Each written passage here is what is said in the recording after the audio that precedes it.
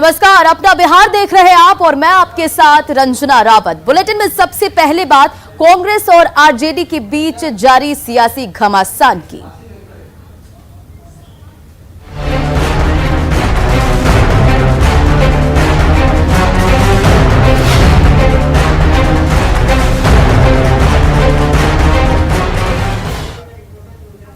उदयपुर में कांग्रेस के चिंतन शिविर के बाद बिहार कांग्रेस से तुम्हें एकला चलो की राह के मूड में नजर आ रही है और वो आरजेडी का साथ छोड़ने को तैयार है। चिंतन शिविर में राहुल गांधी के बयान से कांग्रेस का मनोबल बढ़ गया है और वो आगामी चुनावों को अपने दम पर लड़ने पर विचार कर रही है और आलाकमान को मनाने में जुटी है। तो सवाल उठता है कि क्या कांग्रेस आरजेडी का साथ छोड़ देगी? राहुल गांधी ने क्या कहा? अगर कोई दल बीजेपी को हरा सकती है तो वो कांग्रेस पार्टी है। राहुल गांधी का ये बयान सामने आया है। क्षेत्रीय पार्टियां बीजेपी को नहीं हरा सकती और क्षेत्रीय पार्टियों के पास ऐसी विचारधारा नहीं है कि वो बीजेपी को हरा सके और इसके बाद से सियासत शुरू हो गई है।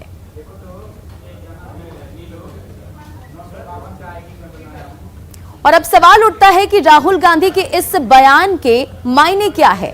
राज्यों में कांग्रेस लगातार कमजोर हो रही है और कई राज्यों में क्षेत्रीय पार्टी ही बीजेपी के सामने खड़ी है। इन राज्यों में बीजेपी लगातार सरकार बना रही है और कांग्रेस को साफ साफ लगता है कि अगर राज्यों में क्षेत्रीय दल मजबूत होंगे तो कांग्रेस कमजोर होती जाएगी। कांग्रेस को मजबूत होने के लिए अखिल भारतीय पहचान बनानी होगी और कांग्रेस को जातीय, क्षेत्रीय और भाषाई पहचान से ऊपर उठना होगा।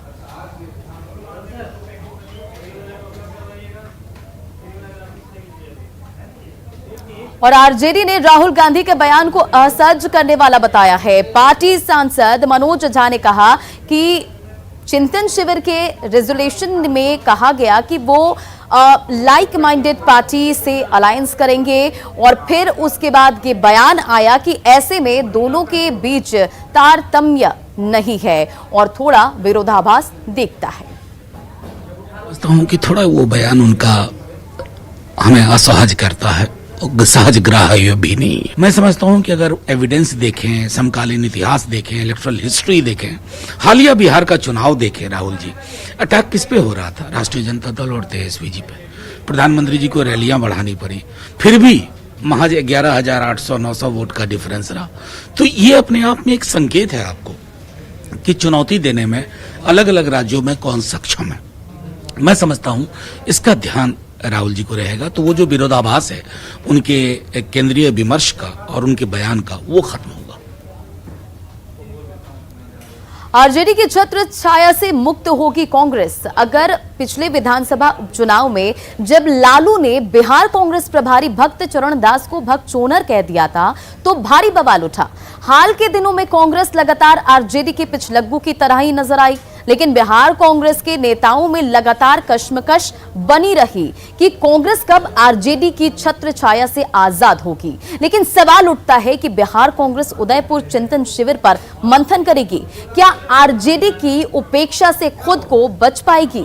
क्या बिहार कांग्रेस आरजेडी की छत्र छाया से जो है वो आजाद हो पाएगी? ये तमाम सवाल उठ रहे हैं। क्या बिहार कांग्रेस अपने अस्तित्व की लड़ाई खुद लड़ेगी? आरजेडी की छत्र छाया से मुक्त होगी कांग्रेस? और ये तमाम सवाल और बिहार कांग्रेस को बड़ा मौका। इन सवालों का जवाब है कि बिहार कांग्रेस को ऐसा करना ही होगा। बिहार कांग्रेस ने अपनी आला कमान को साफ कर दिया है कि बिहार कांग्रेस को गठबंधन के नाम पर समझौता नहीं करना चाहिए। बिहार कांग्रेस को अपने पैरों पर खड़े होने का प्रयास करना चाहिए। पुरानी जमीन पाने के लिए बिहार कांग्रेस को आरजेडी की छत्र छाया से मुक्त होना होगा। बिहार में कांग्रेस और आरजेडी के रास्ते अलग हो चुके हैं। बिहार विधानसभा उपचुनाव और एमएलसी चुनाव में कांग्रेस ने अलग प्रत्याशी उतारे और बिहार कांग्रेस के नेताओं ने आला कमान से गुहार लगाई है कि आगामी चुनावों में कांग्रेस को अकेले दम पर चुनाव में उतरने दिया जाए। समझौता करने के बजाय कांग्रेस आत्मनिर्भर बनाया जाए और किसी के सामने झुकने के बजाय पार्टी को मजबूत किया जाए।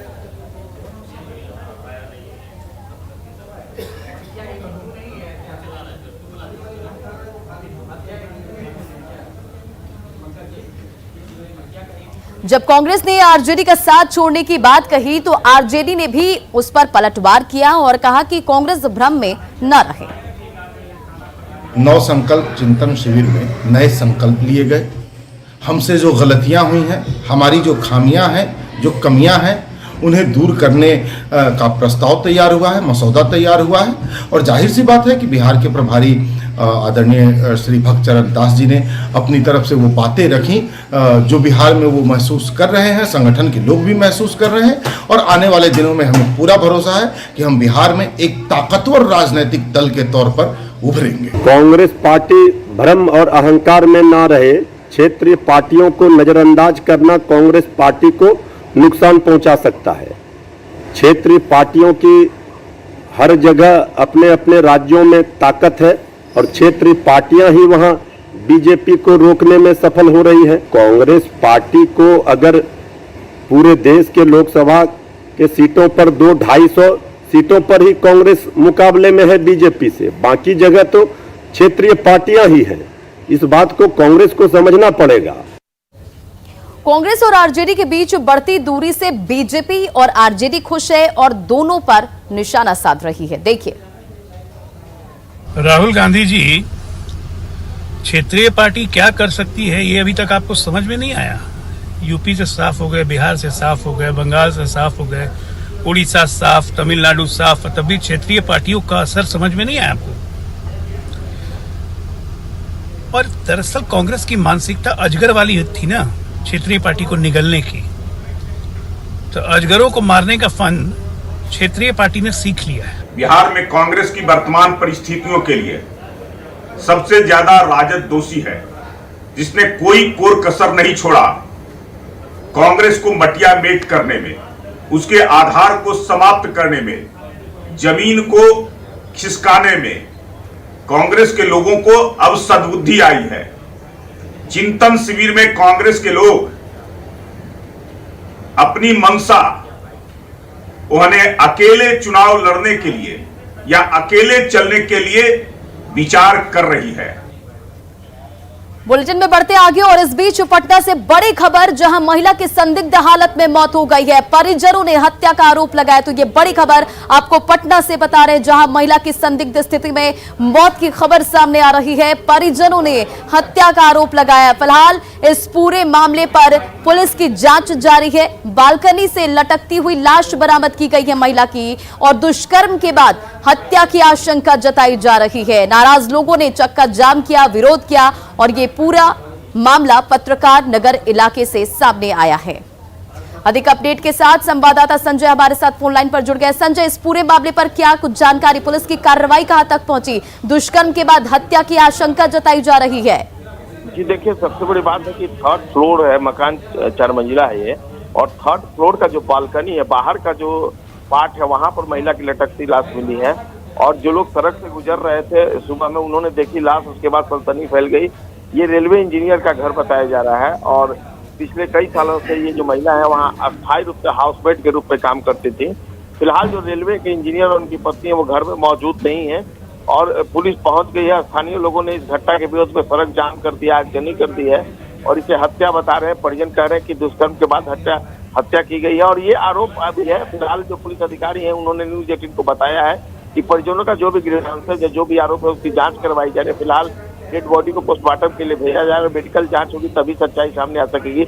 लेकिन निश्चित तौर पर जिस तरीके से बालकनी में डेड बॉडी लटकती हुई मिली है, उससे कई सवाल खड़े हुए और फिलहाल पुलिस जो है वो गुत्थी सुलझाने में लगी है।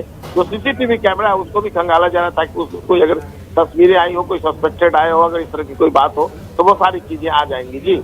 जी संजय, नजर बनाए रखें। इन तमाम जानकारियों के लिए बहुत बहुत शुक्रिया। बढ़ते आगे और अगली बड़ी खबर, सीतामढ़ी से लोहे की रॉड से पीटकर हत्या कर दी गई है। केदरिया गांव की यह घटना बताई जा रही है और गांव के अनिल कुमार पर आरोप लगा है साइड देने को लेकर विवाद हुआ और मनीष कुमार की जान ले ली गई। फिलहाल पुलिस इस पूरे मामले की जांच में जुटी हुई है। तो तस्वीरें आपके सामने सीतामढ़ी से, जहां लोहे की रॉड से पीटकर मनीष की हत्या कर दी गई। केदरिया गांव की यह घटना। फिलहाल इस पूरे मामले की छानबीन पुलिस के द्वारा जारी है।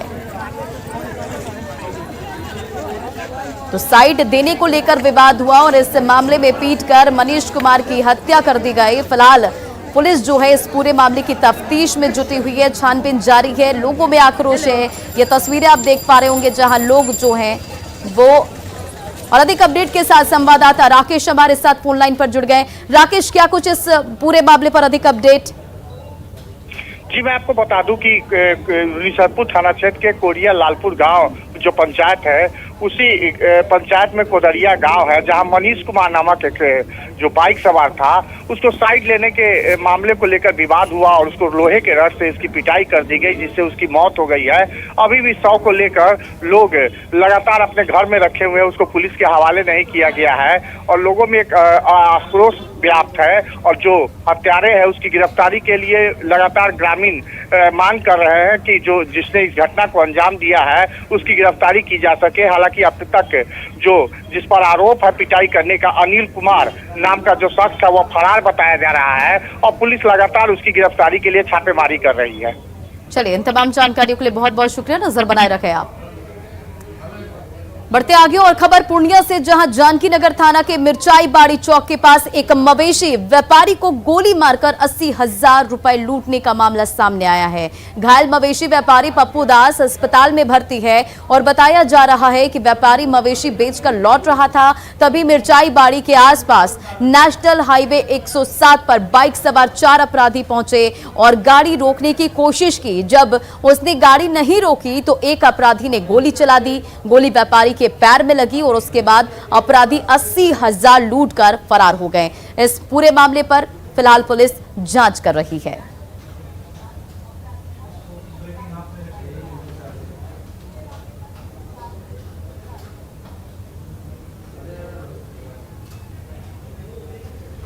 रोक लिए, सब आदमी रहते हैं, कोई आदमी के घास नहीं खुले, गोली चल बुला गए या 2 फायर एक फायर लगे गाड़ी में, एक फायर जंग मर गया।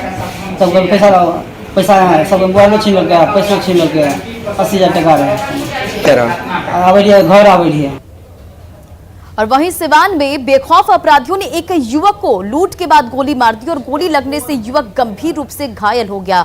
घटना मैरवा थाना क्षेत्र के बभनौली गांव के पास की है। दरअसल अभय कुमार अपने भाई मुन्ना यादव को बाइक से स्टेशन छोड़ने जा रहे थे, तभी 2 बाइक पर 6 की संख्या में हथियार से लैस अपराधी उन्हें घेर लिए और 8,000 कैश लूटकर गोली मारकर जख्मी कर दिया। घायल युवक को इलाज के लिए गोरखपुर रेफर कर दिया गया है। वहीं इस घटना से लोगों में दहशत का माहौल है। बभनौली पेट्रोल पंप के पास ने 2 मोटरसाइकिल 6 अपराधी आकर और एक मोटरसाइकिल पर 3 व्यक्ति जो ट्रेन धराने के लिए जा रहे थे, जिनका नाम है अभय कुमार यादव, पिता वकील यादव, जिनका घर है दरौली थाना क्षेत्र के अगसड़ा गांव में, और घेर के उन्होंने पैसा लूटने का काम किया। और उसके बाद से जब ये लोग फिर मोटरसाइकिल पर बैठ गए तो उसमें से जो अपराधी था उसमें से दूसरे मोटरसाइकिल पर बैठे हुए अपराधी ने गोली मार दिया। और कटिहार से अगली बड़ी खबर, जहां सोमवार को हथियारबंद बदमाशों ने हीरो बाइक शोरूम के कैशियर की दिन दहाड़े गोली मारकर हत्या कर दी थी और लूट की वारदात को अंजाम दिया था। इस घटना के बाद आज सुबह पीड़ित परिवार से मिलने डिप्टी सीएम तारकिशोर प्रसाद पहुंचे और इस दौरान डिप्टी सीएम ने कहा कि कई बार उनको एसपी और पुलिस के वरीय अधिकारी से बातचीत हुई है, मामले का जल्द खुलासा होगा। साथ ही उन्होंने कहा कि सरकार इस परिवार को नियम के अनुसार मुआवजा भी देगी। बताते चले कि आयशा हीरो शोरूम के कैशियर रजत कुमार अपने सहकर्मी के साथ कोटक महिंद्रा बैंक से लगभग 6 लाख की राशि जमा करने गए थे और इस दौरान मोटरसाइकिल सवार अपराधियों ने उन्हें घेर लिया और गोली मार दी और रुपयों से भरा बैग भी छीनकर वहां से फरार हो गए।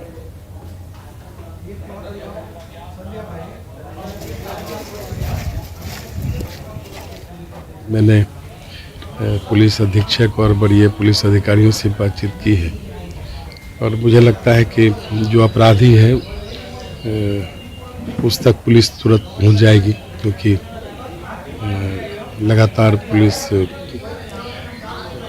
इसके उद्भेदन में लगी हुई है। मुझे लगता है शीघ्र सफलता मिलेगी। और अब बात राजधानी पटना की। पटना में गर्मी का सितम बढ़ता ही जा रहा है। दिन के 10 बजे के बाद लोगों को घरों से निकलना मुश्किल हो गया है, लेकिन उसके बाद भी पटना के लोग उमस भरी गर्मी को एंजॉय कर रहे हैं। ज्यादा जानकारी दे रहे हमारे सहयोगी शैलेंद्र कुमार।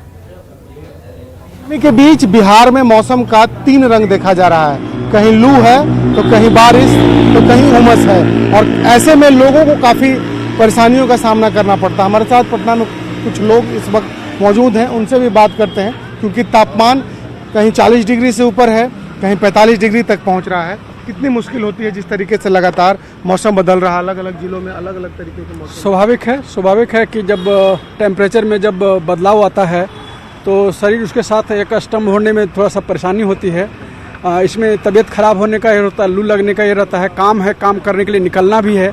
लेकिन प्रकृति है, प्रकृति के साथ तो ये मौसम चेंज का ये है और बहुत ज़्यादा नहीं है। जैसा प्रकृति का भी जो समय है उसके अनुरूप ही चल रहा है और उसमें हम लोगों को सबको इसमें काम करना है।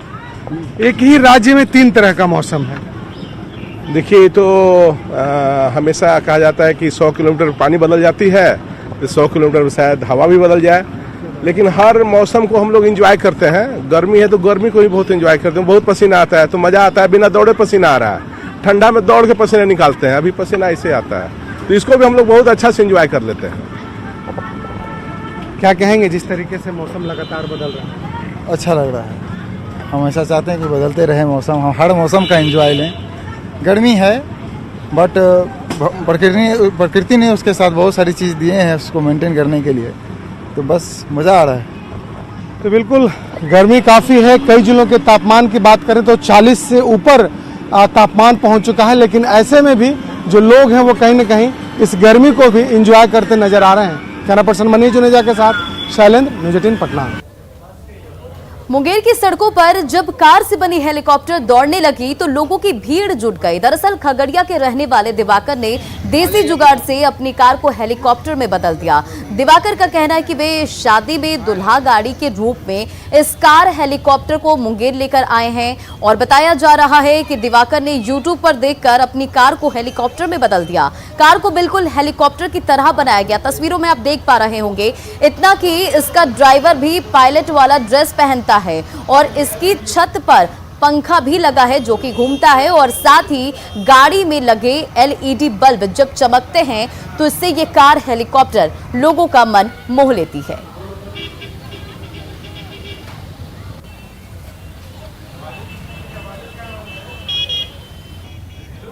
रहा था तो मेरे भी मन में उत्साह हुआ कि हम भी एक बना के अपने एरिया में लावे, औरों के खुशी में भी हम भी शामिल हो। यही सोच के हम भी बनवा के लाए शादी समारोह में चलाने के लिए। पूरा AC तेसी सारा व्यवस्था है, लगा हुआ सजा हुआ गाड़ी है, इसको सजाने का जरूरत नहीं है। हाँ, दुल्हा दुल्हन के लिए स्पेशल गाड़ी है। ये हम लोग को खुशी का माहौल लगता है कि मान के चलिए कोई भी इंसान सोचता है हमें हेलीकॉप्टर पर चढ़ें।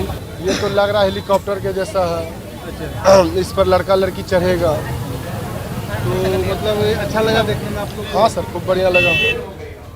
उधर गोपालगंज में छेड़खानी का विरोध करने पर महिला को चाकू मारकर घायल कर दिया गया। घटना बरौली थाना क्षेत्र की है और घायल महिला को स्थानीय अस्पताल में एडमिट कराया गया है जहां इलाज जारी है और घटना के बाद पुलिस ने महिला की शिकायत दर्ज कर आरोपियों की गिरफ्तारी के लिए छापेमारी कर रखी है। बताया जाता है कि महिला अपने दरवाजे पर थी, तभी गांव के ही 2 युवक पहुंचे और छेड़खानी करने लगे और विरोध करने पर महिला को चाकू मारकर जख्मी कर दिया, जिससे गंभीर रूप से वो घायल हो गई। फिलहाल किसी आरोपी की गिरफ्तारी नहीं हुई है, छानबीन जारी है। उधर गोपालगंज के कटैया बाजार में कूड़े की ढेर पर बम धमाका होने के बाद देर रात बम निरोधक दस्ता की टीम पहुंची और इलाके को सील कर रात में करीब 4 घंटे तक जांच की गई। जांच के दौरान स्थान के लोगों से पूछताछ भी की गई। हथुआ SDPO नरेश कुमार ने बताया कि बम निरोधक दस्ते की जांच में कोई भी डिवाइस नहीं मिली है। हालांकि आज FSL की टीम जांच करेगी और इसके बाद स्पष्ट हो पाएगा कि बारूद कैसा था। आपको बताते चले कि कल सुबह कटैया थाने के कटैया नगर पंचायत के वार्ड नंबर 4 में कूड़े की ढेर पर जोरदार बम धमाका हुआ था। और अपना बिहार के इस बुलेटिन में फिलहाल इतना ही। बने रहें आप न्यूज़ 18 बिहार झारखंड के साथ।